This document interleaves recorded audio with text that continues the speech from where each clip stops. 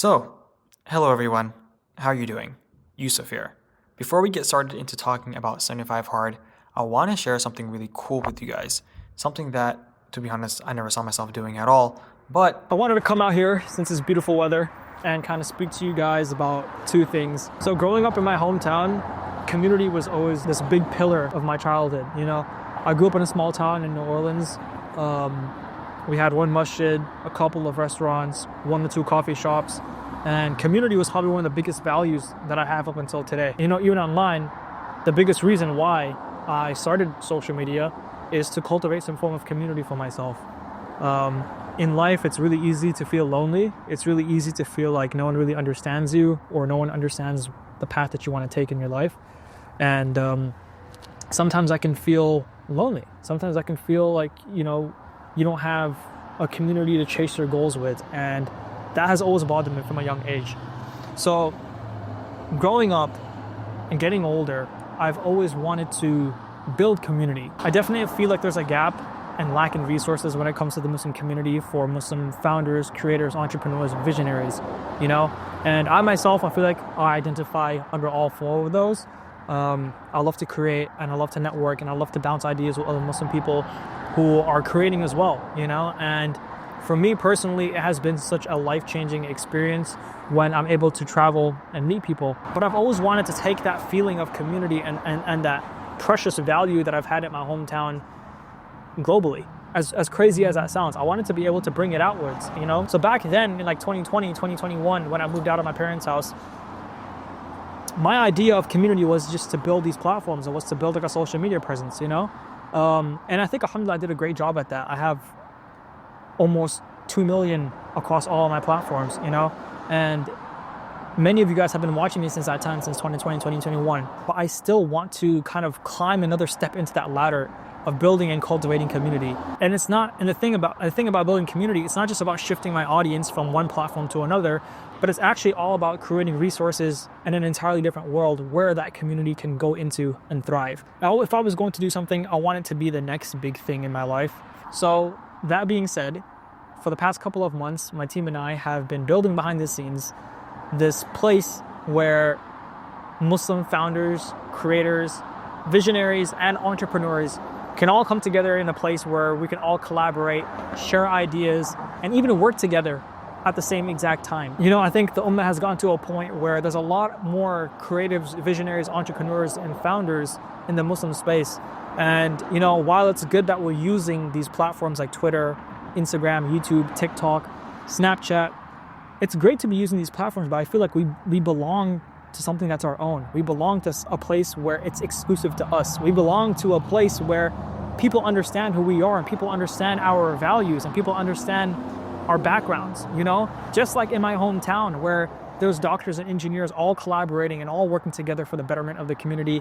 We too need that, but on a global scale. So I guess officially, I would like to introduce you guys to Town Hall. Now, Town Hall is exactly what it sounds like. It's essentially going to be a meeting place where, again, visionaries, creators, founders, and entrepreneurs, all of you guys who resonate with those words can come together and collaborate. Inside of Town Hall is going to be this beautiful place where Muslims can collaborate from all around the world on their projects, on their assignments, on their startups, on their visions to really give you that push to make things come alive. And then to give you guys a little bit of a sneak peek of what's going to be going on inside, we're going to have a lot of live calls, with not just me, but with people from my team and even people who many of you know.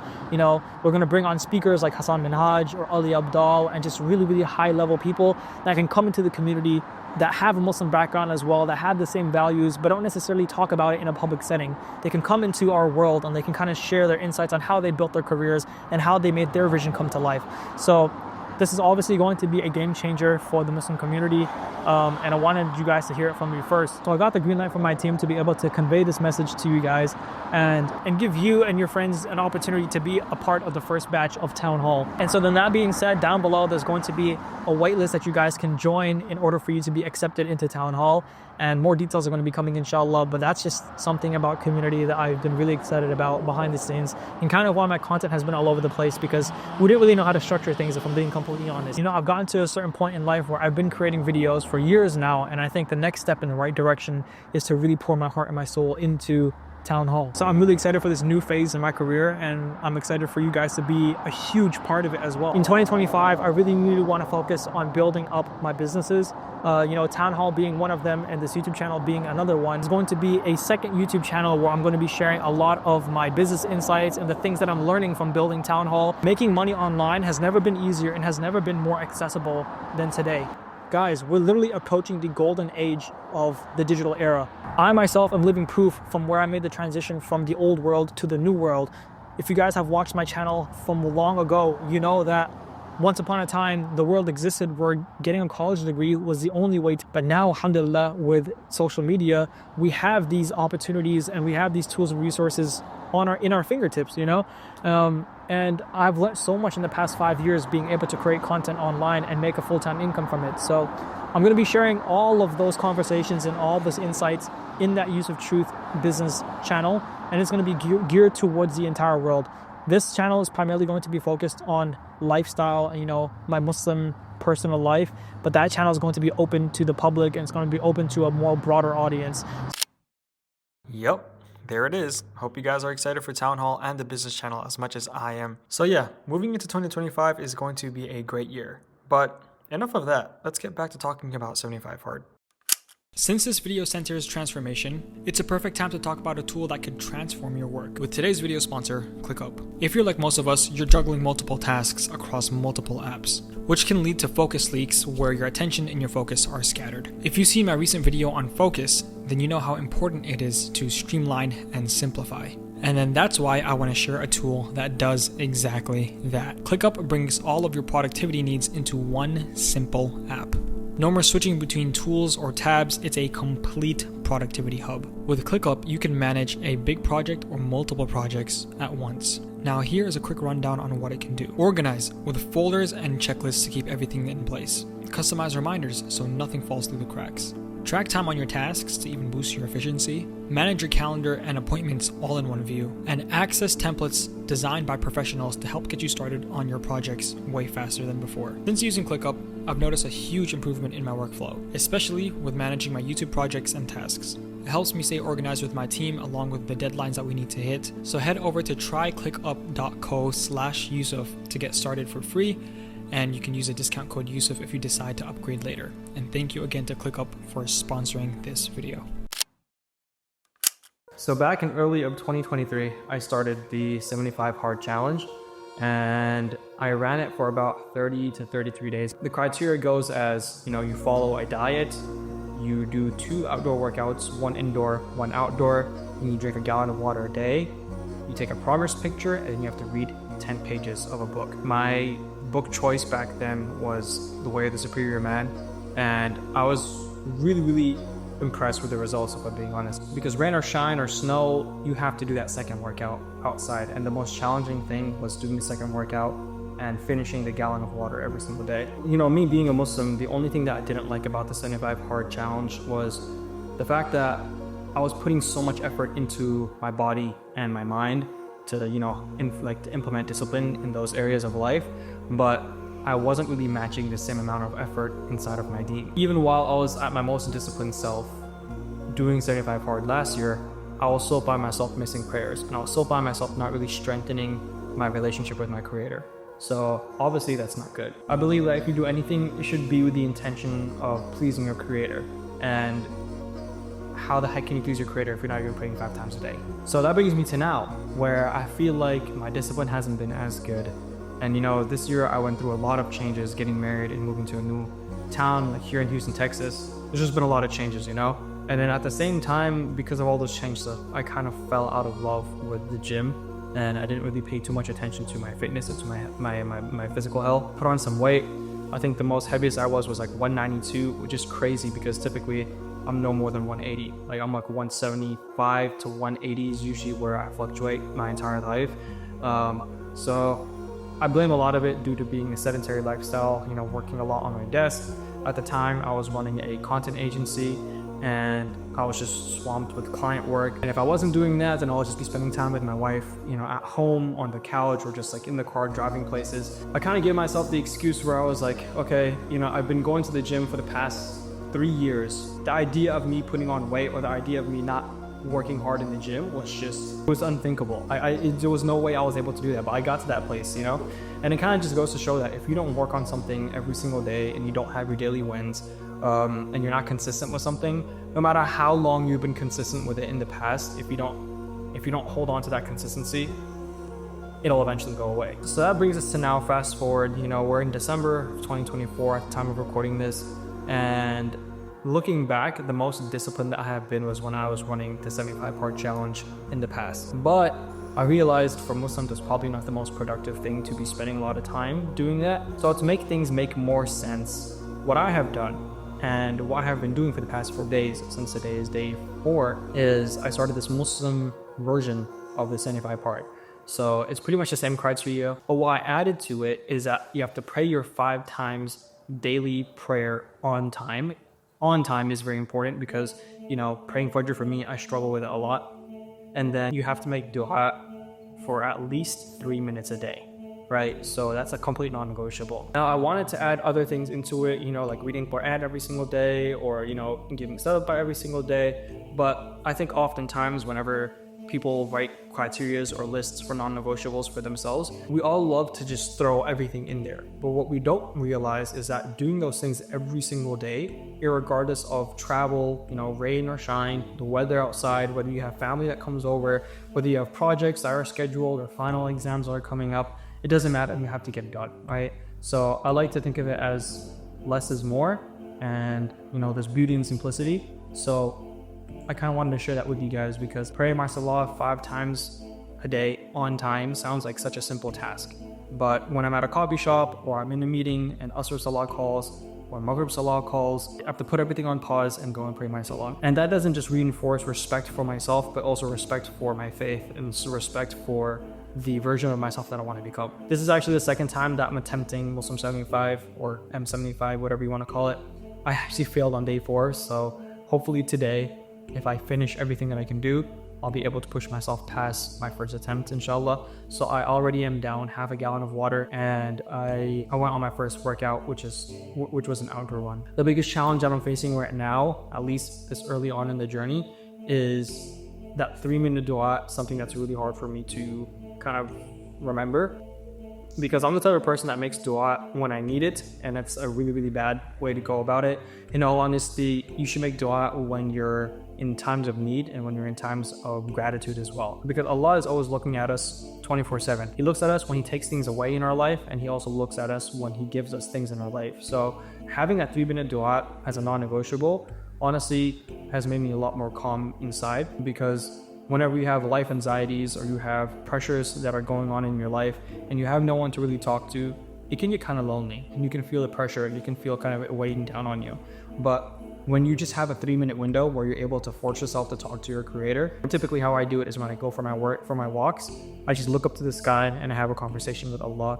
And a lot of the times I feel like I'm just talking to a friend, and I feel like I'm talking to someone that knows much more than me. I look up at the sky and I just kind of tell him, like, Ya Allah, I'm struggling with this, and this is on my mind, and these are my concerns, and these are my worries. Give me a sign of how I should go about this. Help me, give me the strength.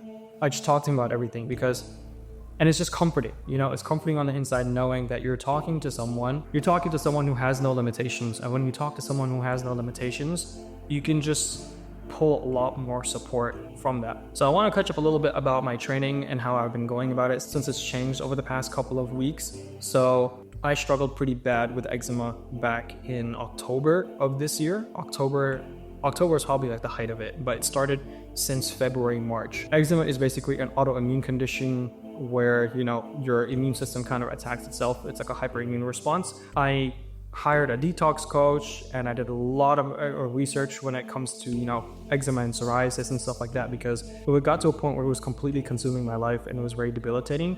And I had to stop working out, mainly because I was always itchy and had this dry, flaky skin on both of my arms, and that caused me to not sleep at night. And when you can't sleep at night, you can't recover. And when you can't recover, you're like a zombie the entire day, So half the time I will just be really angry, and the other half I'll just be miserable, I'll be miserable the entire time, but you guys know what I mean. My eczema was kind of the reason why I stopped weight training, And recently, what I've been doing is just really focusing on strengthening my immune system as well as like my overall health. One of the main ways that I've been doing that is through running in nature. So, because when you're running outside in nature, your body's natural defenses just kind of come to life more. Because here in Houston, it's more mucky and it's a lot more humid. So, at least for me, that's what I kind of felt. In the first couple of runs were very, very difficult because of my skin, because I wasn't really used to running. But running has been such a freeing feeling. Like I'm telling you guys, I wish I started running a lot sooner.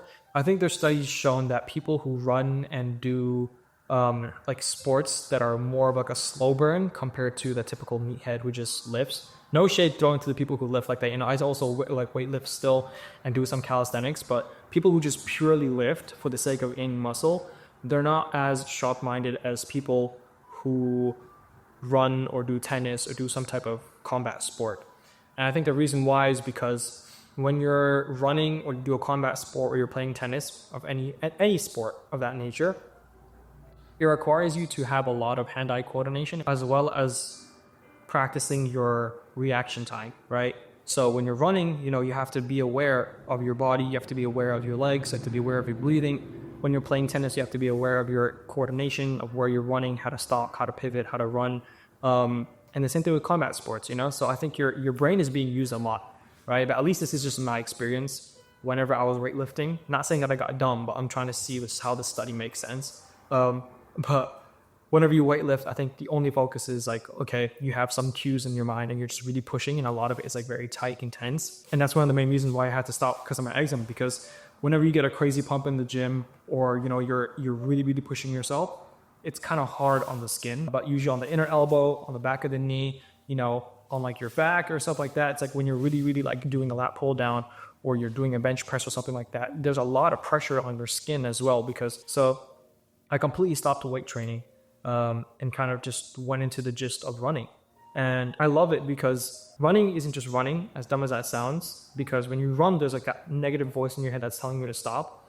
And every step you move forward, you're not just putting that voice, you're not just shoving it away, but you're physically pushing yourself forward. And when you're moving yourself forward, it's kind of like a metaphor in life that you're just itching forward and forward and forward.